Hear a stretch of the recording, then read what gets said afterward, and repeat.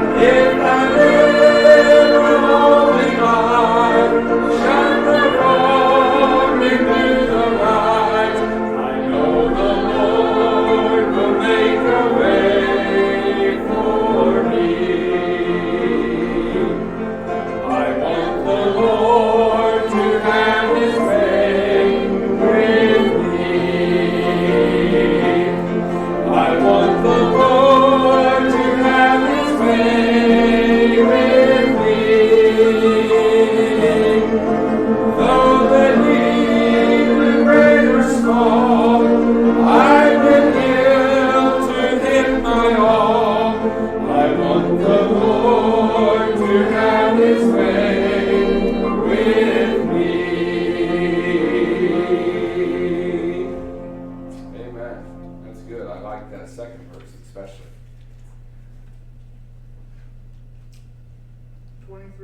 23. Number 23. We will glorify.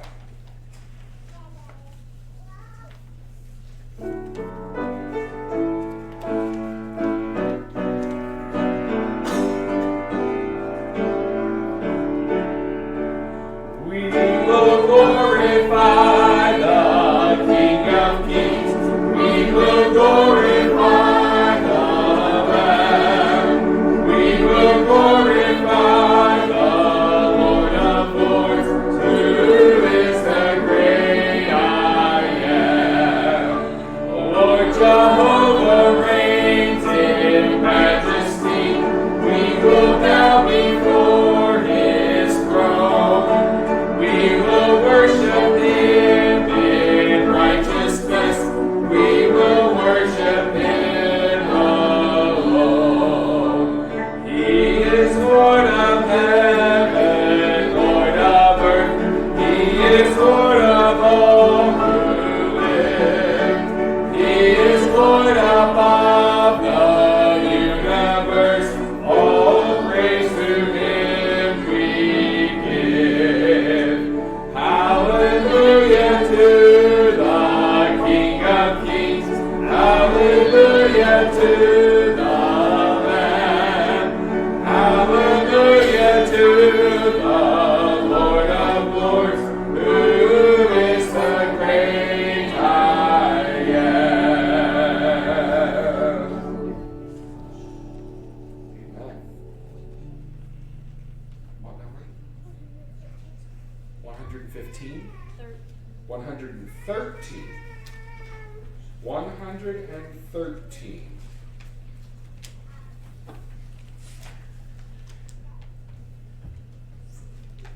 Jesus, your name.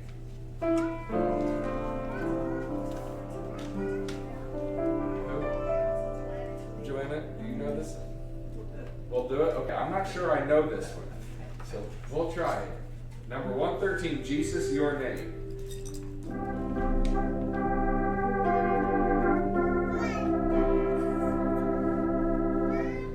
Jesus, your name is power. Jesus, your name is might. Jesus, your name will be every side. Jesus, your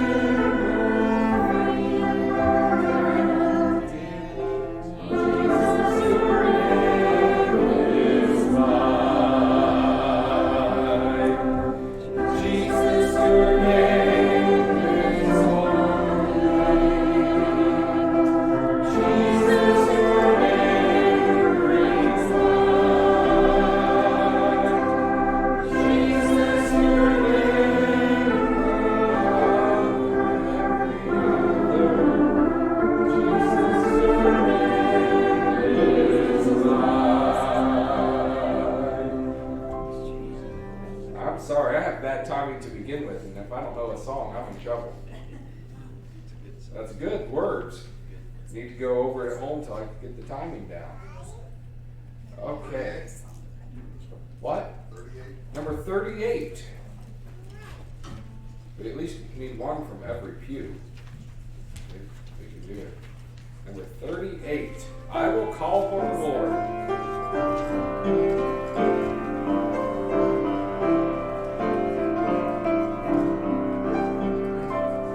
I will call upon the Lord, who is worthy to be praised. So shall I be saved from my enemies. I will call upon the Lord. The Lord liveth, and blessed be the rock, and let the God of my salvation be exalted. The Lord liveth, and blessed be the rock, and let the God of my salvation be exalted. I will call upon the Lord, who is worthy to be praised. So shall I be saved from my enemies. I will call upon the Lord. The Lord liveth, and blessed be the rock, and let the God of my salvation be exalted. The Lord liveth, and blessed be the rock, and let the God of my salvation be exalted. Man, I love that line. The Lord liveth. Praise the Lord. 135. Number 135. Psalm number 135. Shout to the Lord.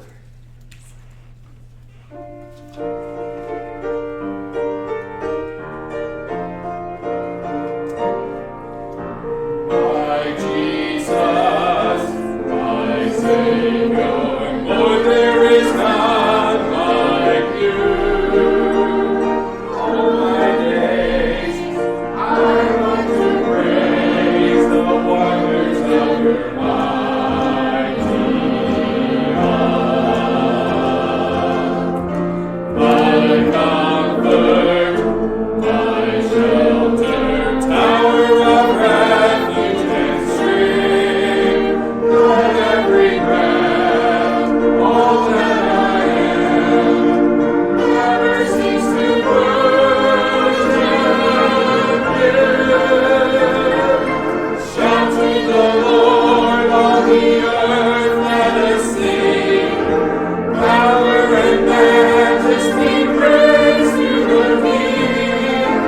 Mountains bow down and the seas roar at the sound of your name.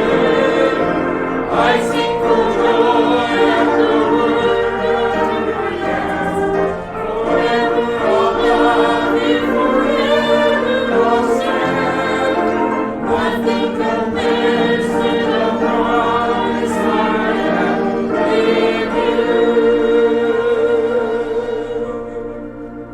I either get ahead or behind on that song.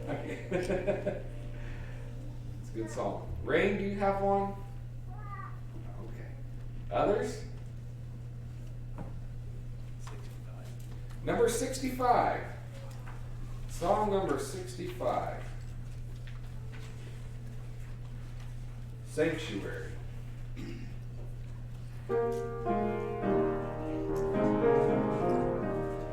Lord, prepare me to be a sanctuary, pure and holy, tried and true, with thanksgiving, I'll be a living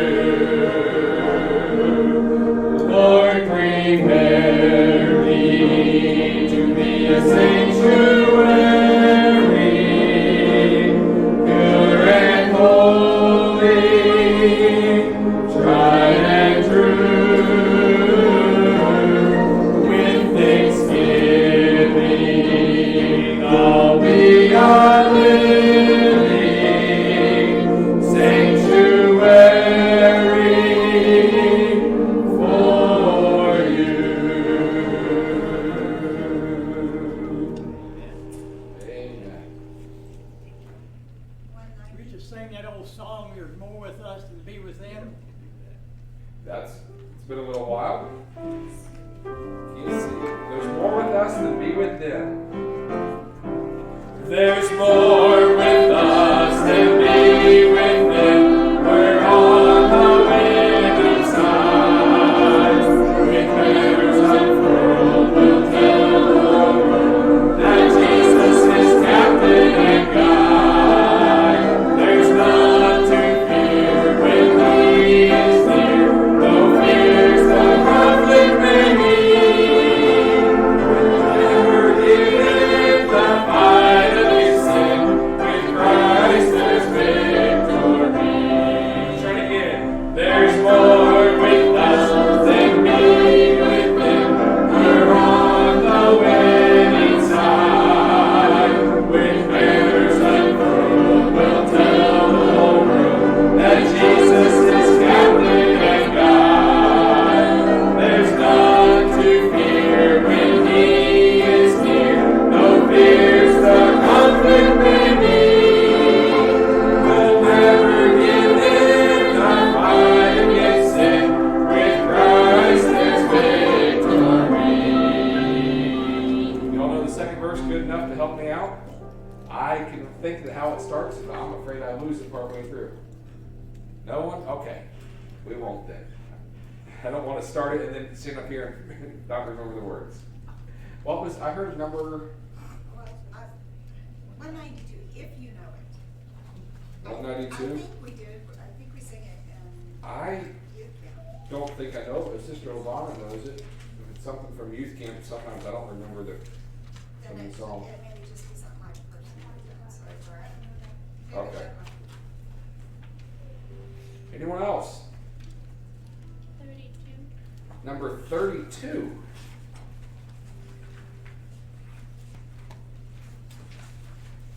Find us faithful.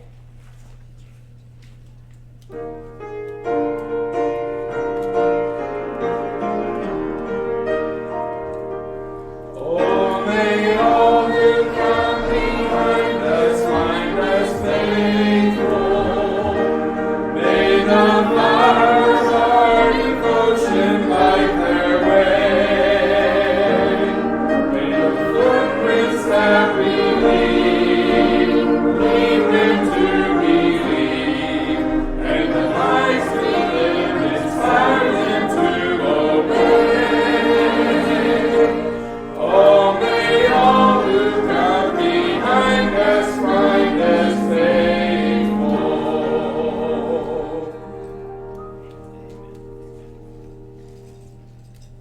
Anyone else? 102? 102.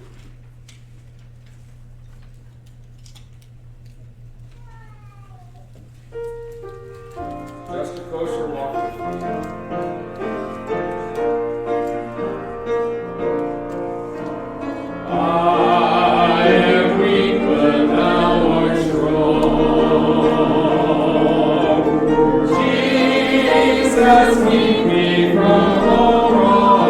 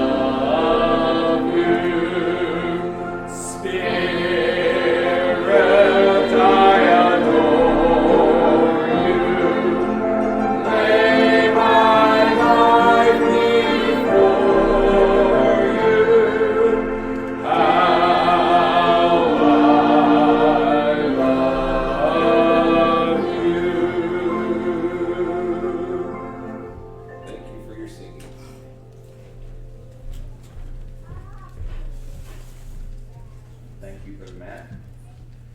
So go to prayer tonight. Remember Laverne Vestal and Marcia. Tonight, the Lord would touch their hay fever, the bad case they have of that. Pray for our nation, our leaders, revival in our nation. Pray for Josiah Goins, Ron Miller, and Drew Goins. Remember them in prayer. Keith and Crystal Schaefer, Wes and Misty Peterson. Remember them in prayer as missionaries. Our District Church Elk City. Remember that in prayer. Do you have a request for prayer tonight? Unspoken request. All right, let's kneel together in prayer tonight.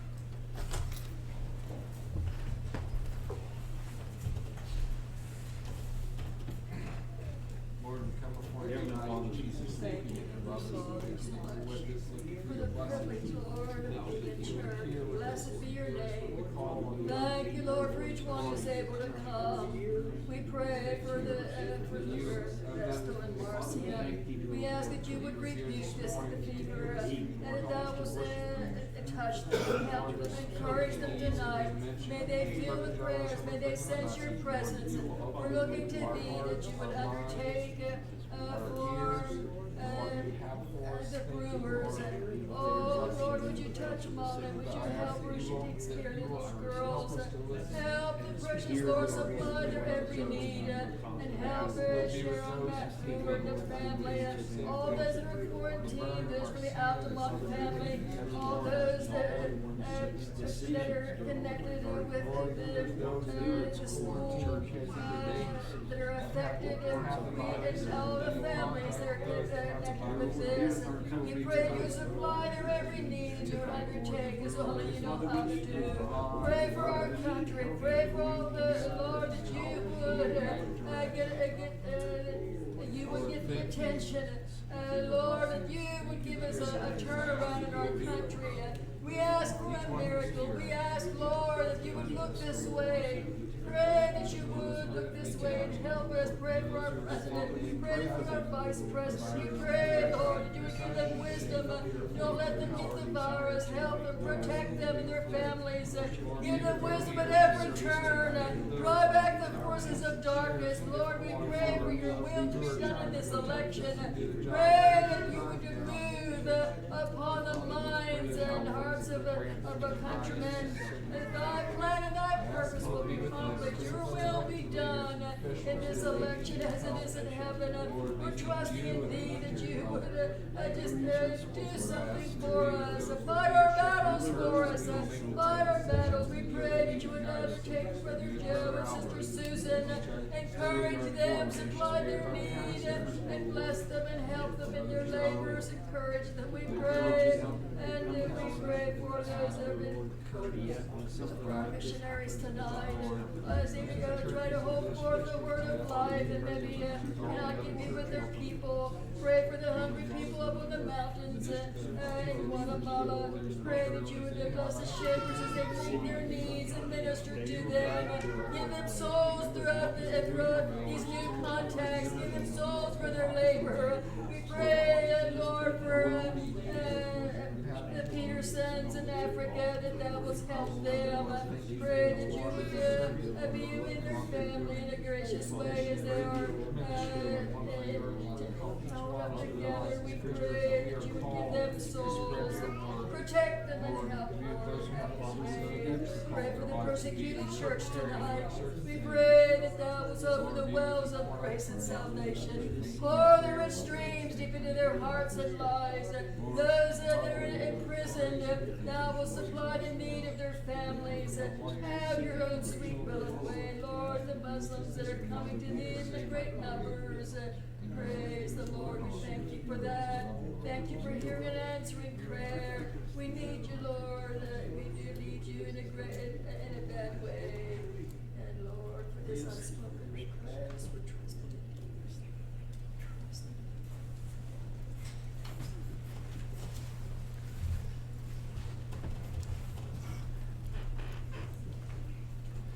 All right, in place of an offering time tonight, I believe Angela Miller has something she's playing for us tonight. And then following that, I think the 100 children in Becca have a special force tonight. So pray for them following Angela.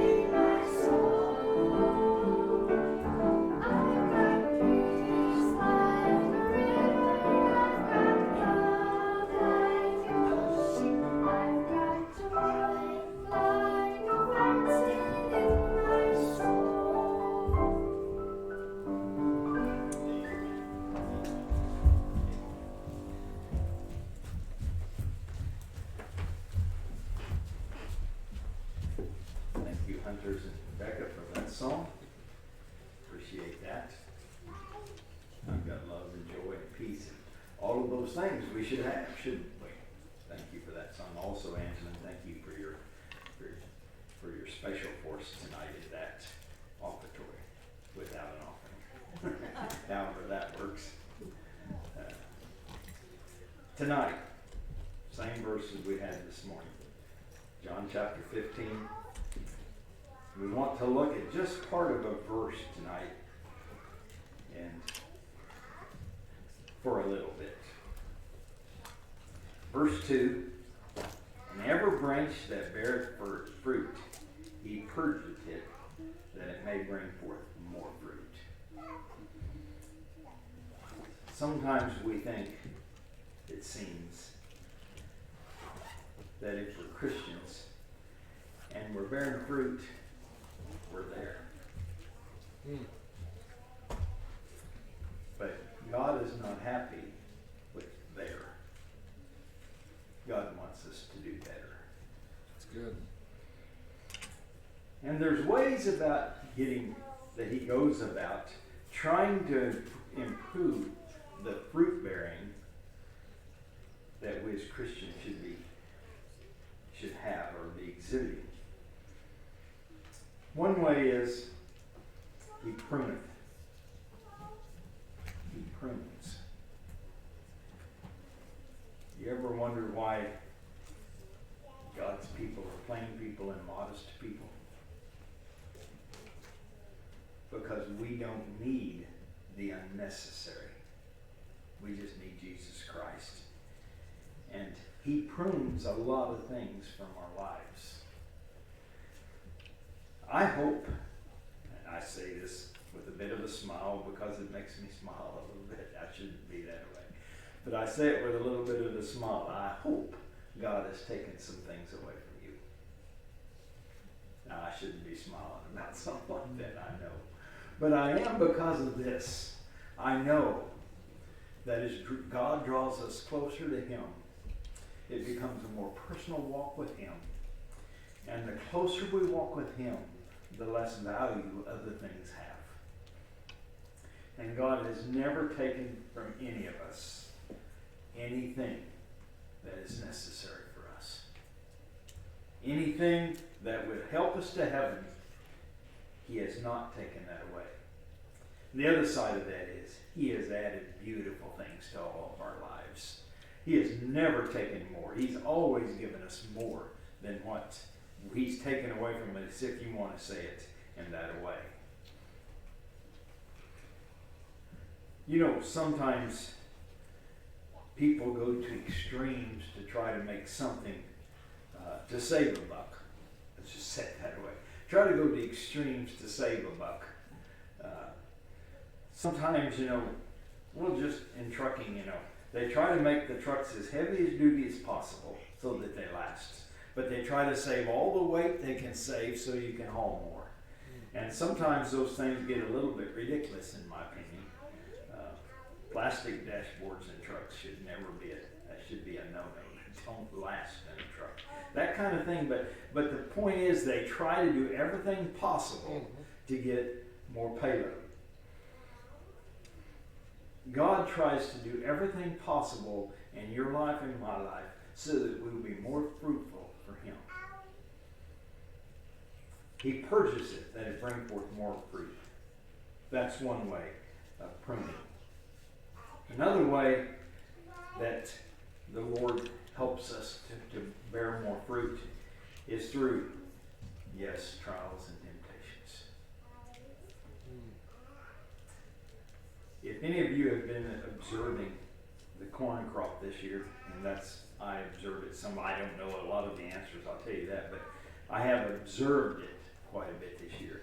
We were wet after they planted the corn. Some of the corn turned yellow. Some of it on a little higher elevation or terraces was dark green still. Two things happened. It started drying out, and the sun started shining more. Those two things showed two things in that corn that it lacked. One was it had rained so much it leached nitrogen away from the corn. So when you side dressed the corn and put more nitrogen on it, you started seeing the results fairly quickly of that. But then the dry weather hit. And you've seen the results of no depths of roots because it wasn't necessary. Now that the dry weather here, and I said something about the other day to somebody, I said, those little, poor little beans about that tall and the dry weather's here. And they said, yes, it's hard on them, but they're putting down roots. That's right. You see, that's why God can't have in our lives a gentle rain during the night and sunshine all day long, so that the conditions are perfect in our life. We would not be productive. God has to bring those things that are adversities in our life to make us strong. That's not fun. But you notice why I read this tonight was this. He's not talking about those that are not part of the vine. He's not talking about those that have been cut off and cast into the fire. He's talking about those that bear fruit. And our thought is, if you're bearing fruit, that's wonderful. And it is. We appreciate that. But can we not grow? Can we not see more fruit? Can we not become closer to God? And that's what he's talking about. Bring forth more fruit. Purging is a interesting concept in a little different way. If you want to put something in a vessel or in a system, I'm thinking, but if you want to put something in a vessel, and I don't know a lot of these answers, I just know a general idea of it. But if you want to put certain chemicals in certain containers, you have to purge them containers first. That you remove all foreign material in there before you can put the certain type of chemical in it. There's been deadly explosions from mixing the wrong chemical before. And so you have to purge the container. And that means you have to get rid of everything that's foreign. God purges his fruit-bearing Christians to keep everything foreign out of our lives so that we can love him better and produce more fruit for him. Produce more fruit of the Spirit. He purges us. He just drives that part out of us, or forces, if you will, sometimes out of us, and not against our will. I don't mean that. But he forces those things out of us sometimes. I don't understand air conditioning. I know the principle of air conditioning. I don't understand the ins and outs of it. But I do know this. If you take it apart, a lot of times you have put a vacuum pressure back on it to hold the vacuum for a while. And I assume that's purging it, besides checking for leaks. But I assume that he'll purges it. There's just steps you have to take to get things ready to do their job sometimes. Kind of an interesting thought in my mind also is how long does God have to purge us before we're where he wants us to be? How many years do they purge a vineyard? Continually. Every year. Always. In my understanding. Always. They have to. I don't understand how things go. I would think if you cut something clear back to the ground, that it's over. Up the ramp, coming up the ramp, there's that green bush between the ramp and the church. I don't even know what kind it is. We bought it on clearance and I planted it there. Because Susan told me I had to get it planted before it died, so I planted it there. But I don't have to care for it. So I looked online and found a plant that looked like that. And one of the things it said to do was when it died in the fall, prune it clear back to the ground. Clear back to I thought, okay. So the first year it died, I cut it clear back there. It just you could tell where it was. That's history. That's that's history. That thing's done. I've done that the last 2 years. And there's a plant out there. But if I would have found, obviously I found the right plant. But if I would have found the wrong plant and tried that, I would have killed it. And you see, God understands how to operate with you and I. And I might smile and say, what has God taken away from you? I might kind of smile and say that. But what God has purged from you may be different than what God purged from me. What God has said I don't want you involved with may be different than what God said that He wanted me not to be involved with. You see, God understands plants. God made plants. And He knows which ones needs to be pruned back every year and ones that can be allowed to grow. He knows that. He knows which plants can benefit from certain types of fertilizer. He knows which plants which plants grow best. I mean, there's a little place there by the deck and the ramp at the house. We planted some flowers in again this year. That place is real sunny. It gets hot in the morning. It's sunny there.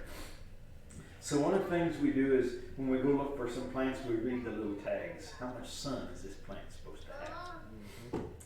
Well, we found them. We set them out. I don't know, 3 or 4 different kinds over there.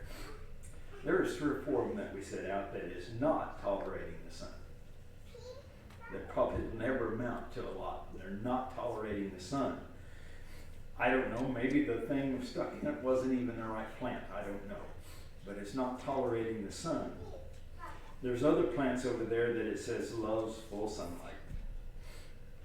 You see where I'm getting at? God knows our frame. Right. Some of us, I shouldn't say some of us, some can have full sunlight. God can shine His beam on them, and they can thrive when God is revealing everything in their life, and they can just go great guns. They can grow. Everything God shines His light on, it's great. They can do it, and they're happy to do it. And others, God shines His light on them, and it seems like He gives them a little reprieve for a while. And then later on, He'll show them something else to get them closer to Him. And something else, sometimes maybe a little longer, something else He shows to them. He understands us. He knows how to make you and I grow. He knows how to make you and I profitable. All that's necessary is for us to be willing to let it happen. And that's where the story of plants and humans breaks down. I have never, and you haven't either, went with your pruning shears to a plant, and that plant said, "You can't cut me off. I won't let that happen." God comes to us in His gentle way and says, "You know what? If we would eliminate in your life, if we would eliminate this in your life, you'd grow better. You'd produce more fruit. You would be happier. You'd be more profitable. And maybe you have to pray about it for a while. That's okay. And then you decide, yes, Lord, you know best. Let's go that way.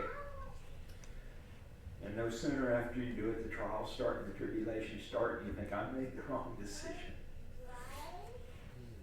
And then there comes a day when the tribulation's over, when the trial is past, and you realize you've won a victory that you'd have never had otherwise. Right. You realize that something developed within your heart that made the fruits of the Spirit so much more precious to you than they were before. And you realize, God just pruned me. And it's not long to think, and now look at me. If we're doing that through the eyes of God, now look at me. Look what God's doing now. I think that's great. You see, I believe tonight that it says, every branch that bringeth forth fruit, he purges it, that it may bring forth more fruit. It's kind of like raising your children. You can't just grow children. They don't grow up like you want them to. You have to direct them. You have to channel them. You have to instruct them. You have to be a parent to them. You just have to do that. They don't always take our advice. They don't always take our ways. Many times they don't, but many times they do. And I'm glad that God shows us that we do need to discipline our children, that we do need to work with our children, we do need to be their parent. But why I'm saying that is to say this. God looks at those, in my mind, God looks at those that's bearing fruit and are still part of the vine as his children. And he loves them. He loves them. I hope you love your children like God loves us as much as possible, and I know that you all do. God wants to make something out of us. Let's just listen to what he wants to do with us. Let's stand together tonight.